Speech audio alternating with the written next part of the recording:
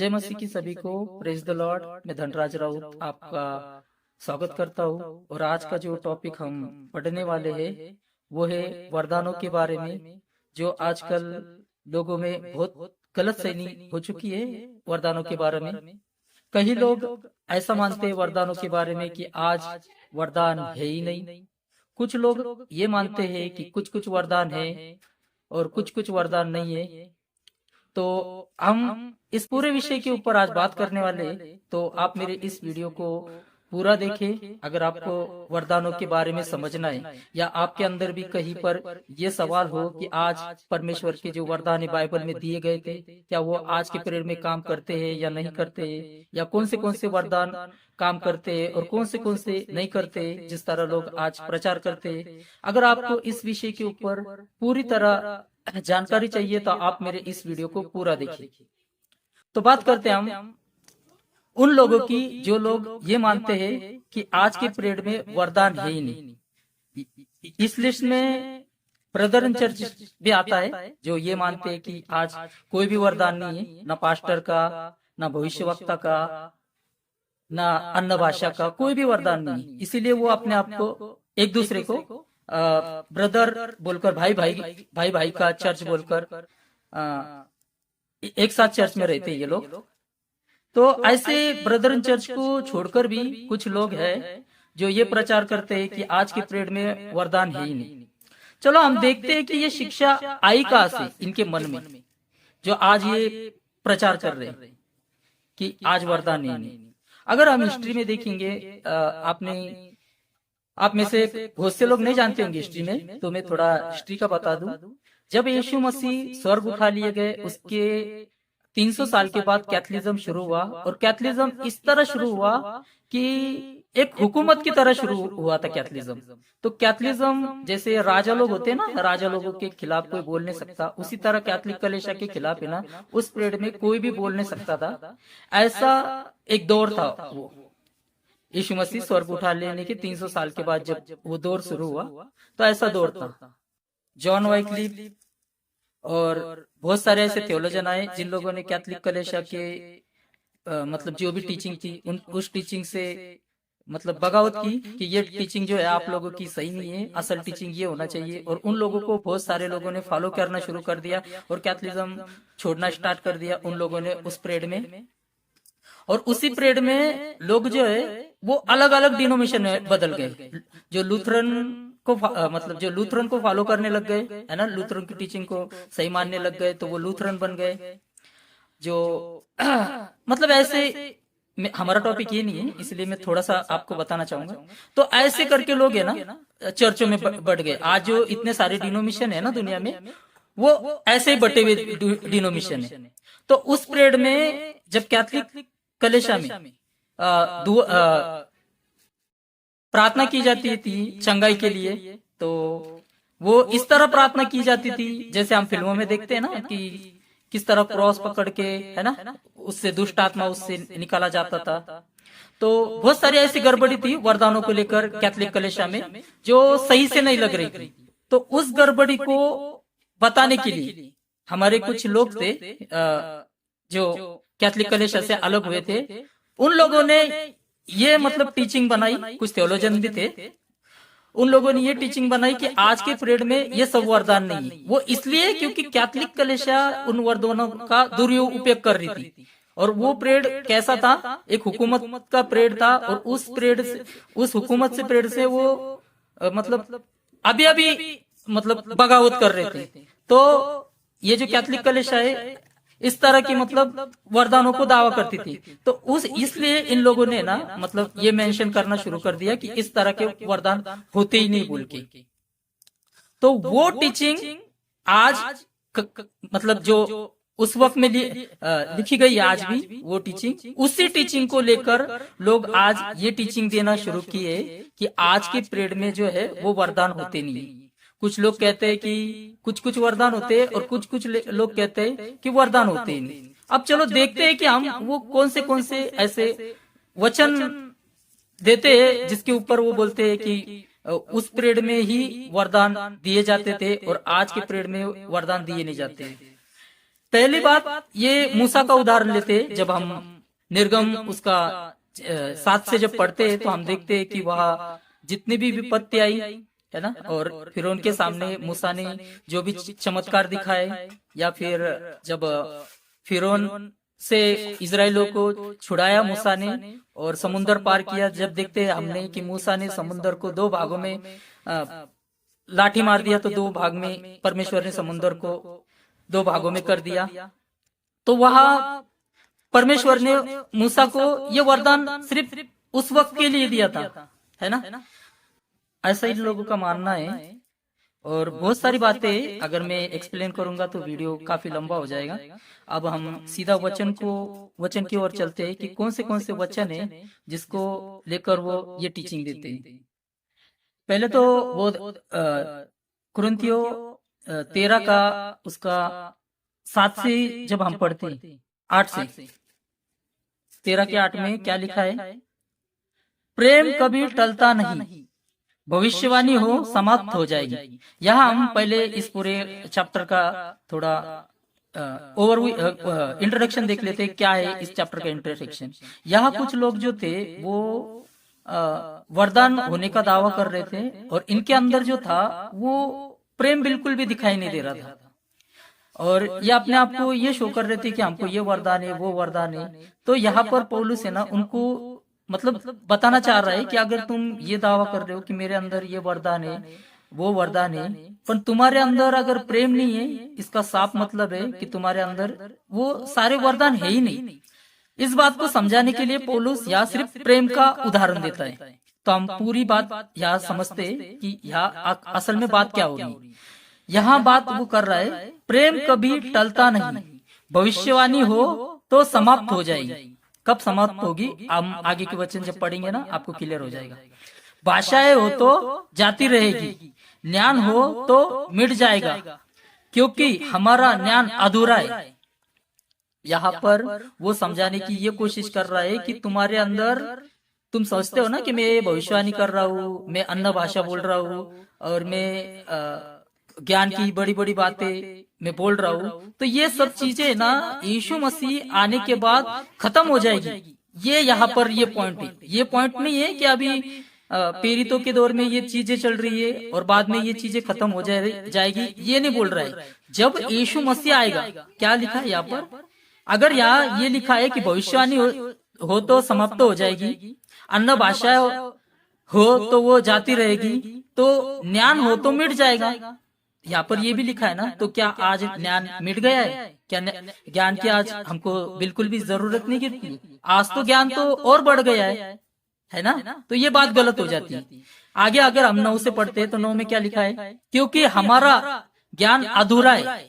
हमारा ज्ञान अधूरा क्यों है? क्योंकि अभी तक यीशु मसीह आया नहीं है, और हम उसके बादशाह में पहुंचे नहीं है, और हम जानते नहीं है किस तरह यीशु मसीह का राज्य आएगा। जितना हमको प्रकाशित वाक्य में दिया गया है उतना ही हम जानते हैं, पर असल में कैसे कैसे होगा, क्या क्या होगा, उतना हमको ज्ञान नहीं है आज के पीरियड में। तो इसलिए कह रहा है कि हमारा जो ज्ञान है वो अधूरा है, और हमारी भविष्यवाणी अधूरी है। परंतु जब सर्वश्रेष्ठ आएगा, क्या लिखा है? जब सर्वश्रेष्ठ आ जाएगा तो अधूरा मिट जाएगा। तो यहाँ पर इस वचन का जो वो इस्तेमाल करते हैं ये बताने के लिए कि आज वरदान नहीं है, तो ये बिल्कुल भी गलत है। इस वचन को वो पूरी तरह नहीं पढ़ते, इसीलिए यहाँ पर वो वचन को गलत एक्सप्लेन करते हैं।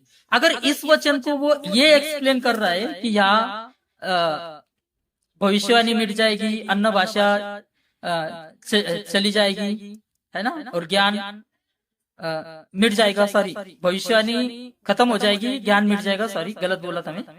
अगर ये बात कर रहे तो अगले वचन में तो वो 14 में तो वो एक्सप्लेन कर रहा है लोगों को। क्या एक्सप्लेन कर रहा है? प्रेम का अनुसरण करो और आत्मिक वरदानों की धुन में रहो। अगर ऐसी बात है कि पौलुस पिछले वचन में ये एक्सप्लेन कर रहा है कि अभी भविष्यवाणी जो है वो नहीं रहेगी, अन्य भाषा भी नहीं रहेगी, ज्ञान भी नहीं रहेगा, ये सब अगर चीजें एक्सप्लेन कर रहा है यहाँ पर, तो वो एक्सप्लेन कर रहा है कि तुम आत्मिक वरदानों की धुन में रहो, तो ये गलत बात हो जा रही है। और आज जो कुछ भी वरदान मिलते हैं ना, जैसे अपोस्टलिक का, शिक्षक का, पास्टर का मतलब चरवाहा का, एवेंजलिस्ट का, है ना, जितने भी ये वरदान है ना, सारे वरदान जरूरी है आज के पीरियड में भी। और आज के पीरियड में भी ये वरदानों का इस्तेमाल होता है। आज के पीरियड में भी प्रेरित का वरदान इस्तेमाल होता है, जो अपोस्टलिक जिसको कहा जाता है, वो वरदान इस्तेमाल होता है। आज से ठीक 100 साल पहले अगर हम देखेंगे, बाहर से मिशनरी लोग आकर हमारे देश में प्रचार करते थे, तो वो अपोस्टलिक ही लोग थे, प्रेरित लोग थे। तो ऐसा है क्या कि आज वो वरदान नहीं है तो फिर वो बाहर देश से आके हमारे देश में वचन सुनाए? तो क्या वो लोग प्रेरित नहीं थे? क्या परमेश्वर ने उन लोगों को अगुवाई नहीं की थी? इस बात को थोड़ा सोचिए। जो लोग ये कहते हैं ना कि आज प्रेरित का वरदान नहीं, और जो लोग ये कहते हैं कि आज शिक्षक का वरदान है ही नहीं, तो बाइबल की बहुत सारे वचन है जो लोग गलत सलत एक्सप्लेन करते हैं। अगर शिक्षक का वरदान है ही नहीं तो सही से वचन कौन एक्सप्लेन करेगा? अगर परमेश्वर की तरफ से ही नहीं तो ऐसे तो शिक्षा तो पूरी बिगड़ जाती थी।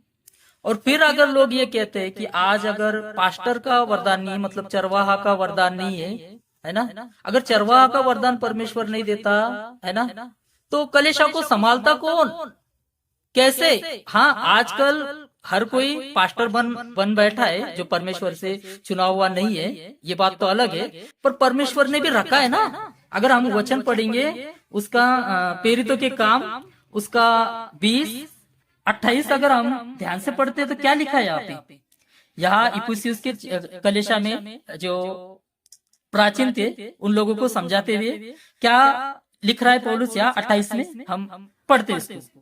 इसलिए अपनी और पूरे झुंड की चौकसी करो जिससे पवित्र आत्मा तुम्हें अध्यक्ष ठहराया है। क्या कहता है?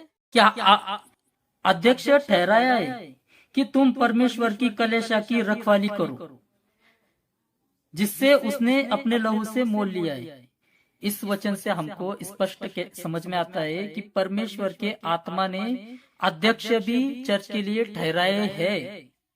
कोई भी इस बात को झुकला नहीं सकता, वचन को झुकला नहीं सकता। और ये अध्यक्ष जब परमेश्वर की आत्मा ने लोगों को ठहराया तो वो सिर्फ उस पीरियड के लिए नहीं, हर एक जब तक यीशु मसीह आते नहीं तब तक के लिए अध्यक्ष ठहराया है। तो कोई भी ऐसा बोल नहीं सकता कि अध्यक्ष का वरदान है ही नहीं। अगर ऐसा बोलेंगे ना कि अध्यक्ष का वरदान नहीं है तो फिर इन भेड़ों की रखवाली करेगा कौन? भेड़ों के लिए चरवाहा जरूरी है ना। देखिए उदाहरण के लिए अगर हम देखें, कोई जो बकरी पालते लोग, अगर उन बकरियों के लिए कोई चरवाहा ही नहीं रखेगा, ऐसे ही बकरियों को छोड़ देगा, तो बकरियों का मतलब सही से पालन पोषण हो पाएगा क्या? नहीं होगा ना। बकरियां हो सकता है कुछ कोई जानवर खा ले, या कुछ बकरियां किधर भटक के कहीं और ही चला जाए, या कोई चुरा कर ले जाए, ऐसा होगा ना। उन बकरियों के बीच में अगर उनका चरवाहा ना हो तो वैसे ही अगर चर्च के अंदर चरवाहा का वरदान ना हो तो कोई भी प्रचार करेगा, कुछ भी प्रचार करेगा, भेड़ों को भटका देगा, इस तरह की बात होगी। इसीलिए ना परमेश्वर ने चर्च में चरवा दिया है, अध्यक्ष दिए है ना, शिक्षक भी दिए। शिक्षक किस लिए दिए? आज बाइबल की शिक्षाओं को लोगों ने पूरी तरह बिगाड़ दिया है। अगर शिक्षक का वरदान ही नहीं होता तो कैसे मतलब सही वचन तक लोग पहुंचते? आज भले ही लोगों ने वचनों को बहुत तोड़ मोड़ के रखा है, पर सही शिक्षा देने के लिए भी परमेश्वर ने लोगों को वरदान दिया है ना, इसीलिए तो आज सही शिक्षा हो रही है ना। नहीं तो सही शिक्षक होते क्या आज दुनिया में? तो इससे समझ में आता है कि शिक्षक का भी वरदान है, अध्यक्ष का भी वरदान है, चरवाहा का भी वरदान है, और अपोस्टलिक का भी वरदान है। अपोस्टलिक किसको कहा जाता है? वो लोग जो बाहर देशों में जाकर प्रचार। अगर ऐसा है कि अपोस्टलिक का वरदान है ही नहीं, तो आज से ठीक 100 साल पहले हम देखते हैं ना कि बाहर से कितने सारे मिशनरी लोग आते थे और हमको प्रचार किया उन लोगों ने। तो परमेश्वर ने ही उन लोगों को अगुवाई की होगी ना, उनको अपोस्टलिक का वरदान दिया होगा ना। और हमारा देश किस हालत में था हम भी जानते हैं। वो एक कैदी देश था और अंग्रेज लोग किस तरह हमारे पे मतलब जुल्म करते थे। तो उस पीरियड में उन सब गुलामी की बातों को छोड़कर मसीह पर विश्वास करना है ना, मसीह के बारे में जानना, वो बहुत जरूरी था ना हमारे लिए। तो उस पीरियड में भी कुछ मिशनरी लोग आए और उन्होंने इंडिया में प्रचार किया। अगर ऐसा होता कि वो वरदान है नहीं तो वो मिशनरी लोग यहाँ तक आते क्यों, है ना। तो इससे समझ में आता है कि अपोस्टलिक का भी वरदान है। अब बात करते हैं अन्न भाषा के ऊपर। अन्न भाषा सिर्फ इसलिए नहीं दी गई है कि हम सिर्फ दूसरों को प्रचार करें। उस पीरियड में ऐसा हुआ करता था कि जो लोग हमारी भाषा नहीं जानते उनको उस भाषा में जाकर हम प्रचार करें, है ना, क्योंकि हम अपनी भाषा में प्रचार करेंगे तो वो समझ नहीं पाएगी, इसलिए वरदान दिया जाता था। आज वैसा जरूरत नहीं गिरती है प्रचार करने की, मतलब हाँ, मतलब भाषा बोलने की। पर परमेश्वर से जब हम बात करते उसका तो वरदान है ना। जैसे हम पहले कुरिन्थियों 14:2 में पढ़ते, क्योंकि जो अन्य भाषा में बातें करता है वो मनुष्य से नहीं बल्कि परमेश्वर से बातें करता है। तो यहाँ पर्सनली इंसान, है ना, जिसको भी वरदान मिला हो, मैं ये नहीं बोल रहा हूँ अबर शबर इस तरह 2-3 वर्ड, क्योंकि मैं पिछला जो वीडियो बनाया था उसमें ये भी एक्सप्लेन किया था कि जिसको भी अन्य भाषा का वरदान हो, जब तक उसको अनुवाद ना हो तब तक वो कलीसिया में ना बोले बोल के, अगर नहीं देखा होगा तो उस वीडियो को आप देख सकते हैं। तो यहाँ ये एक्सप्लेन किया है पौलुस ने, क्योंकि जो अन्य भाषा में बातें करता है वो मनुष्य से नहीं बल्कि परमेश्वर से बातें करता है। तो अन्य भाषा का वरदान आज भी इंसान को हो सकता है और वो अन्य भाषा में परमेश्वर से बातें कर सकता है। तो ये नहीं बोल सकते हम कि अन्य भाषा का भी वरदान नहीं हो सकता है। अब चलते हैं हम एवंजेलिस्ट का वरदान के ऊपर, मतलब सुसमाचार प्रचार करने वाले के वरदान के ऊपर।